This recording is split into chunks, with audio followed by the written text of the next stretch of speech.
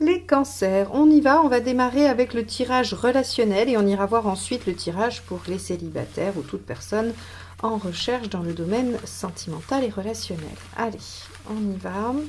Quel est l'arcane majeur qui va donner la tonalité de ce tirage relationnel? Donc avec une personne qui est soit dans votre vie, dans votre cœur, avec qui vous voulez concrétiser une relation ou bien avec qui vous êtes en difficulté relationnelle. Allez. Les cancers, mars-avril 2023.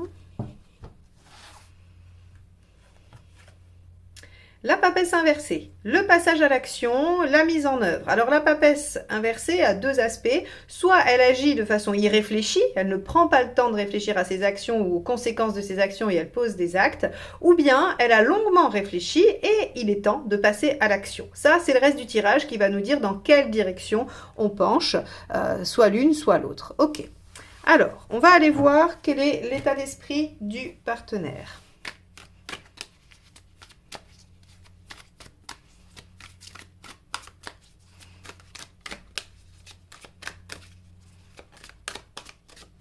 Hop, celle-ci. 10 de coupe, waouh. Le partenaire vise très haut, très fort. Le 10 de coupe, c'est l'épanouissement, c'est la sérénité, la joie, le bonheur. Alors ça peut être le bonheur reconstruit, ça peut être le bonheur qui aboutit. Quoi qu'il en soit, quand on est en 10 de coupe, on a envie de faire de sa vie un rêve. On a envie d'aller vers son idéal, en tout cas de le rendre réel et concret. Ok, bon, donc un ou une partenaire ambitieux. Allons voir, vous, dans quel état d'esprit vous êtes.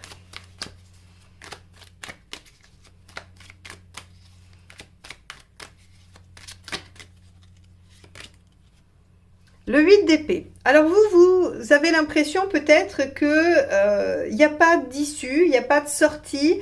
Le 8 d'épée, vous savez, c'est mes croyances limitantes ou des événements me font penser que je ne vais pas trouver de solution. Donc on va traiter le manque de confiance en soi avec le 8 d'épée, on va parler aussi du sentiment d'être dans une impasse. Donc vous, votre état d'esprit, c'est je vois pas bien comment on va se sortir de là. Alors, il se pourrait que vous sortiez d'une phase de réflexion, que la relation ou que, en tout cas, ce qui se passe entre vous sorte d'une phase de lenteur, d'inertie, de réflexion, d'inaction, puisque la papesse, quand elle est à l'endroit, c'est une carte très passive. Et que vous vous disiez, en ce début de période, je ne vois absolument pas comment on va pouvoir s'en sortir, alors que le partenaire, lui ou elle, souhaite aller de l'avant et en tout cas mettre en œuvre des choses par rapport à la réalisation de son bonheur. Ok, alors on va aller voir quelle est la problématique.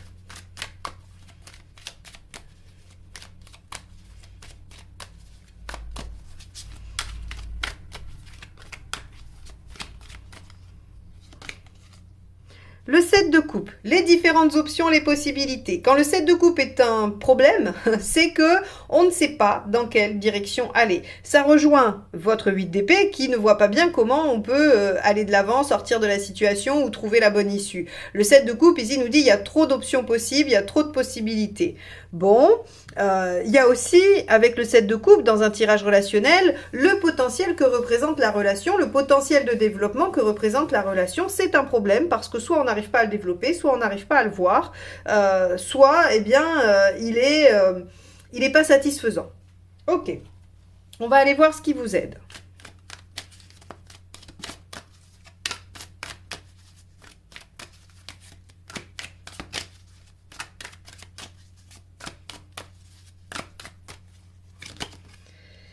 De bâton, de lâcher ce qui est trop lourd, de lâcher le fardeau.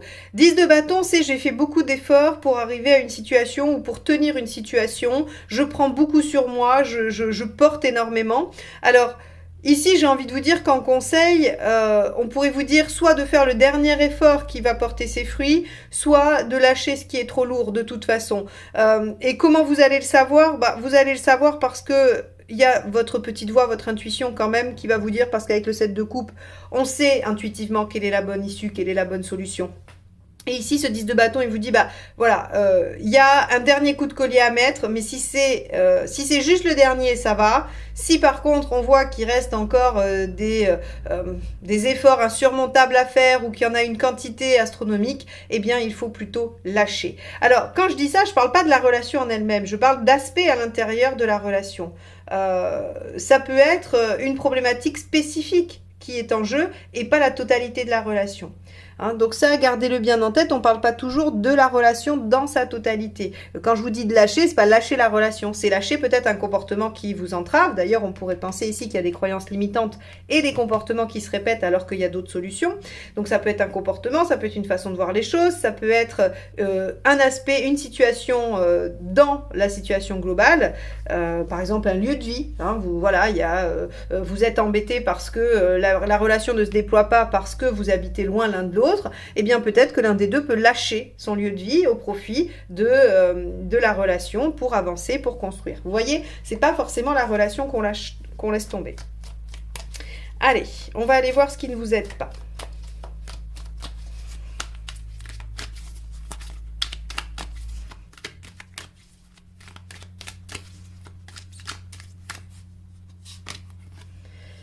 Le 6 d'épée. Ouais, ok. Alors, le 6 d'épée, ce qui vient vous dire là, c'est... Alors, toujours pareil, hein, ceux qui me suivent, vous avez l'habitude, à cet endroit-là, on va aller dans les deux extrêmes de la carte. C'est-à-dire que le 6 d'épée nous parle d'une transition. Donc, ce qui ne vous aide pas, c'est une transition trop longue, qui dure trop dans le temps, ou la précipitation. D'accord? Puisque ça va être les deux extrêmes. Ici, ce qui semble ressortir, c'est que il ne faut plus attendre. Il faut passer à l'action. D'accord? Parce qu'il y a un objectif de bien-être et qu'on semble être dans l'impasse. Donc en fait, si on se sent dans l'impasse et qu'on n'agit pas, on reste bloqué, il y a de l'inertie, il y a une transition qui est trop longue et donc on n'y arrive pas. Donc il va falloir quand même, parmi ces sets de coupe, c'est-à-dire ces différentes possibilités, ces différentes options, il va falloir en choisir une, il va falloir se dire on va attaquer le problème sous cet angle-là où on va essayer de résoudre ça, en lâchant un peu prise ou en faisant un dernier effort. Hein. Et en acceptant qu'il faut passer à l'action et qu'il ne faut pas rester sur une situation bloquée. Tout en ne pas agir à la hâte, sans réfléchir. C'est compliqué, ça demande une sacrée gymnastique. Mais en même temps, c'est assez logique, c'est assez évident que ça va plus vous aider de vous dire ok, il faut passer à l'action, il faut mettre des choses en place, mais on va pas faire n'importe quoi, on va y réfléchir avant. C'est du bon sens, évidemment. Alors, on va aller voir l'intention du partenaire qui, déjà, dans son état d'esprit, est en 10 de coupe.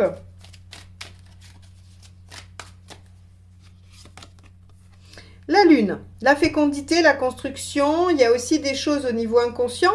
Peut-être que le ou la partenaire, en voulant aller vers sa réalisation, son bonheur, décante, j'allais dire, déjoue des choses intellectuelles, mais aussi...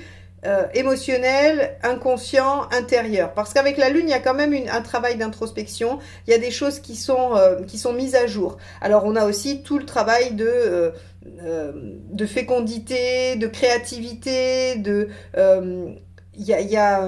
j'allais dire de fantasme, mais non, parce qu'il y a toujours un côté un peu péjoratif dans le fantasme qui voilà, on fantasme, on rêve, un peu, c'est utopique. Non, en fait, si vous voulez, votre partenaire, il est en train de créer mentalement ce qu'il a envie de voir advenir. Et donc, c'est plutôt de la fécondité, de la créativité. Ok, on va aller voir vous.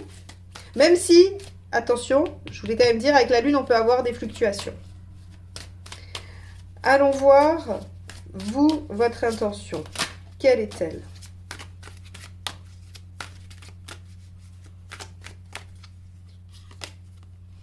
L'empereur. Ok, alors vous, c'est la stabilité, c'est la persévérance, voilà. Avec ce 8 d'épée, j'aurais tendance à dire que les cancers, il y a peut-être une difficulté à bouger. On vous dit bien, hein, ce qui vous aide, ça va être de lâcher ou de faire un dernier coup de collier et de ne pas accepter une transition trop longue, mais de ne pas non plus faire les choses sans y réfléchir. Eh bien, en fait, on a l'impression qu'il y a une certaine forme d'inertie, de refus d'obstacle, alors qu'il peut être tout à fait légitime parce que, je sais pas, la situation fait que, hein, y a pas de problème. Mais en tout cas, si les choses n'avancent pas, c'est aussi parce que c'est compliqué pour vous de dépasser certaines choses, d'aller au-delà et de bouger de cette position qui semble être peu confiante en tout cas et un peu dans l'impasse. Ok, d'accord. Vous avez envie et besoin de stabilité, mais ce besoin et cette envie de stabilité peut se transformer, se muer en j'allais dire en persévérance, en obstination. Voilà, c'était le mot que je cherchais. En obstination qui n'est pas très porteuse. On va aller voir le résultat à la fin de la période. Roi de Pentacle. C'est bien, le roi de Pentacle, c'est un certain détachement par rapport à des choses pratico-pratiques. Donc là, ici, si vous voulez, vous ne résolvez probablement pas la situation sur cette période-là. Pour autant, il y a des choses qui peuvent avancer, qui peuvent bouger. Sachez que il y a nécessairement on va dire un retour sur vous-même à faire pour savoir si vous êtes effectivement dans ce manque de confiance et dans cette obstination, ou si vous êtes plutôt dans ce 10 de bâton, prêt à faire un dernier effort ou à lâcher ce qui doit être lâché, et une mise en action. Auquel cas, eh bien, très bien, vous serez en train de lâcher des choses et d'avancer petit à petit. Quel est le conseil? Quels sont les 3 conseils de fin? Allez, on va voir. L'ermite. Eh oui, réfléchissez, regardez par le passé ce qui a fonctionné et ce qui n'a pas fonctionné. Ne recommencez pas des choses qui n'ont pas fonctionné. J'aime beaucoup ce principe qu'on retrouve dans la PNL, qui est toujours plus de la même chose, produit toujours plus du même résultat. Je trouve ça très très vrai. Hein. Et le fou, je crois c'est Einstein qui a dit ça, c'est que la folie serait de croire qu'en faisant toujours la même chose, on peut obtenir un résultat différent. Hein. C'est un peu ce genre-là. Et en fait, l'ermite s'inspire de ça. Ou cette phrase est inspirée de l'ermite plutôt, on va dire ça, hein, parce que l'ermite date de bien plus longtemps que ces phrases-là, j'imagine. Donc en fait, si vous voulez, il y a vraiment cette notion avec l'ermite qui est, je vais quand même regarder ce que j'ai produit jusqu'à présent, je vais regarder dans le rétroviseur et je vais essayer d'en tirer un enseignement. C'est-à-dire que je prends un temps de pause et je fais un point. Je me dis, bon, bah voilà, cette façon d'agir, 8 d'épée, ne m'a jamais permis de sortir de l'impasse. Peut-être que je devrais lâcher ou sortir un dernier effort, accepter de me mettre en action et de prendre une option, de choisir une direction. Allez, on va aller voir le deuxième conseil. Hop là. Les cartes s'échappent, mais hop, il y en a plusieurs. Alors, je vais vous les montrer parce qu'elles se sont échappées, mais... As d'épée et 3 d'épée. 3 d'épée, c'est voir la situation avec lucidité, hein, c'est être au cœur du problème, ne plus se mentir, même si la vérité est cruelle et difficile. Et l'as d'épée va vous demander d'innover, de faire différemment. Mais c'est exactement ce que je vous disais là. C'est-à-dire toujours plus de la même chose, produit toujours plus du même résultat. Donc il faut regarder pour voir comment on agit jusque-là et ce qui nous a empêché d'obtenir le résultat souhaité. Donc ici, ces 2 cartes-là vous disent, ben voilà, regardez les choses telles qu'elles sont et acceptez de faire différemment. On va aller voir, je les remets, j'en tire une 3e, on verra, ça nous apportera un peu plus de nuances peut-être, ou encore un autre conseil. Le hiérophante, vous pouvez demander conseil. Le hiérophante, il s'appuie en fait, il s'appuie sur ce qui est déjà su, ce qui est déjà connu. Le hiérophante, c'est le guide, alors vous pouvez trouver ça dans un livre, dans un podcast, dans une guidance, vous pouvez demander à vos amis, peu importe. Mais en tout cas, vous pouvez demander conseil, vous pouvez vous inspirer d'autres choses. Hein, si vous n'avez pas idée de comment faire. Et dernier conseil.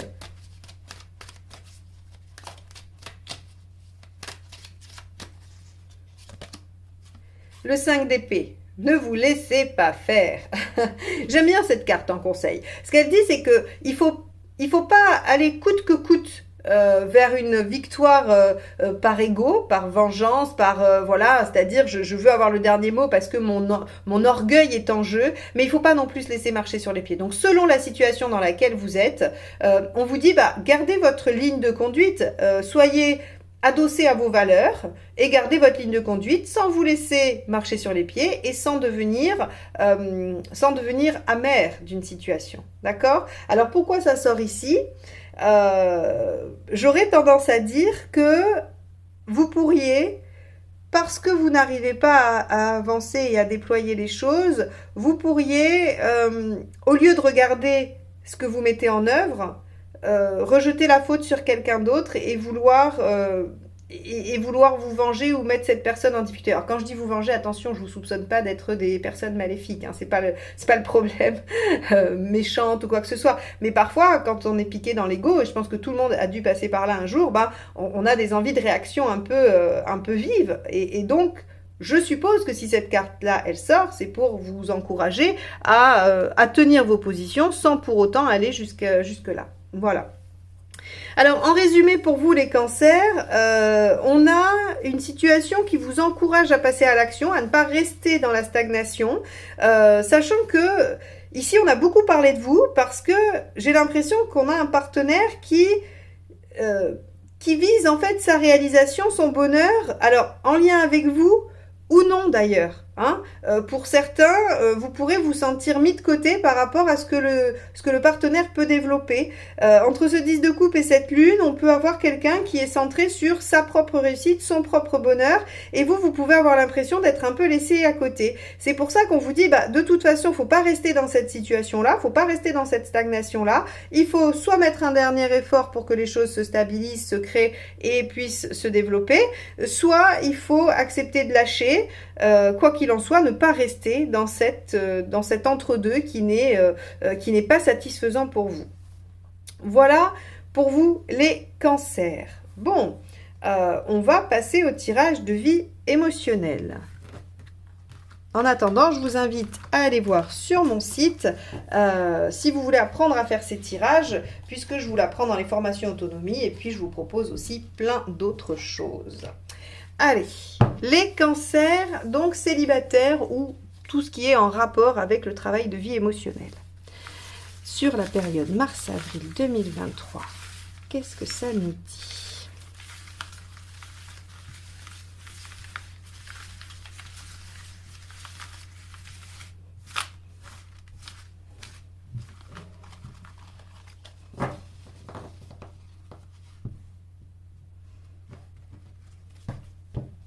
Alors, on y va. Votre état d'esprit.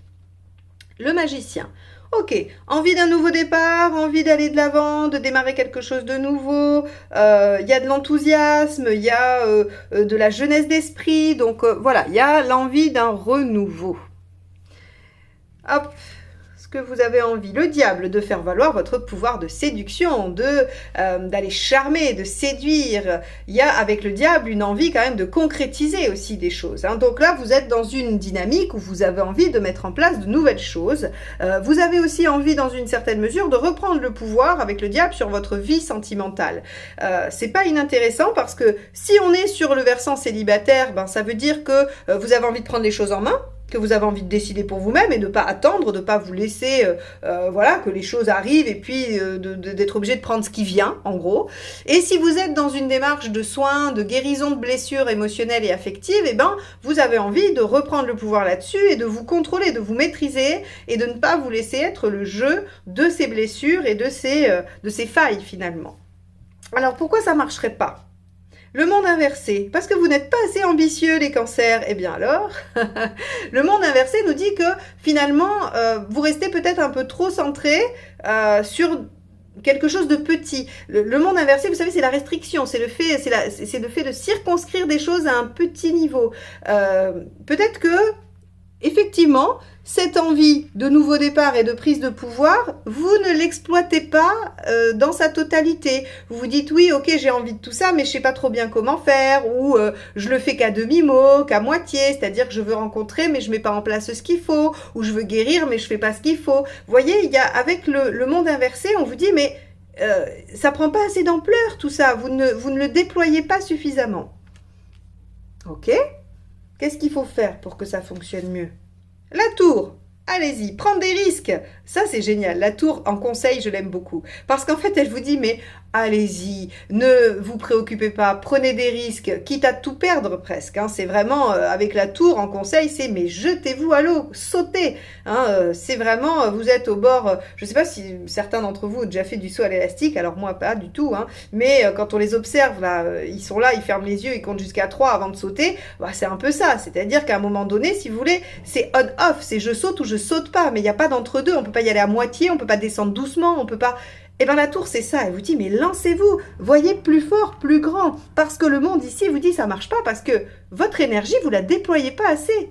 Ok, vous êtes en magicien et en diable, c'est-à-dire que vous avez l'énergie de démarrer, vous avez l'envie de reprendre le pouvoir, de mettre en œuvre des choses, eh bien faites-le, mais faites-le complètement, lancez-vous, comme un acteur joue son rôle à fond. Et n'est pas à moitié lui, à moitié son rôle. Vous voyez, il y a vraiment cette dimension avec la tour. Donc là, peut-être que c'est difficile pour vous, peut-être que ça va vous demander de dépasser un peu votre, on va dire, votre limite, hein, votre zone de confort, mais le diable, la tour, pardon, vous dit, lancez-vous, mettez un pied dans le vide, finalement. Alors, ça donne quoi? J'espère une belle récompense, hein. L'ermite. Ok. Ça va vous demander un peu de temps. Ah, j'aurais préféré sortir une belle carte qui vous encourage davantage à le faire. Mais c'est parce que, à mon avis, si vous le faites une seule fois les yeux fermés, ça sera un coup de bol, voilà, et ça sera pas une vraie compétence que vous aurez acquise. C'est pour ça qu'on vous le donne pas tout de suite. Il va falloir l'expérimenter un peu. L'ermite, c'est l'expérimentateur. Une fois qu'il a réfléchi, il vient confronter ce qu'il a médité, ce qu'il a compris à la réalité, au monde, et il le met en œuvre. Alors, à plus long terme, qu'avons-nous? L'empereur inversé, vous allez bouger les lignes, vous allez changer l'inertie de votre situation. Donc, pour moi, ici, ça veut dire qu'il y aura des potentiels de rencontres, des potentiels de mise en œuvre de choses. Vous changez l'ordre établi avec l'empereur inversé. Vous allez, si vous étiez dans un célibat ancré depuis longtemps, ça change. Si vous étiez dans des problématiques relationnelles qui vous empêchaient de rencontrer ou d'être bien dans une relation, ça change. On va défaire le socle, hein, avec l'empereur. Donc, ici, on vous dit... Votre énergie, votre volonté, elle est chouette, mais vous n'osez pas y aller à fond. Hein. C'est comme quelqu'un qui dit « je veux me mettre à chanter » et puis qui a un tout petit filet de voix, qui n'ose pas déployer toute sa puissance. Eh bien là, on vous dit c'est la même chose. Vous avez une belle énergie, une belle envie, il n'y a aucun souci, maintenez-la, elle est tout à fait positive et légitime. Néanmoins, allez-y à fond, déployez-la complètement. Et grâce au temps, vous allez intégrer cette façon de faire qui vous permettra de bouger les lignes et donc de faire rentrer dans votre vie ce que vous attendez. Vous aurez repris le pouvoir. Donc pour moi, peut-être pas forcément une rencontre sur mars-avril, mais on pourrait l'imaginer sur le mois de mai ou fin avril. Donc ça sera intéressant de voir le mois prochain ce qui sort pour vous les célibataires. Je pense que si vous arrivez à faire la tour, si vous suivez le conseil de la tour, vous allez avoir une période suivante qui va être bien plus ouverte et qui vous permettra de faire des rencontres.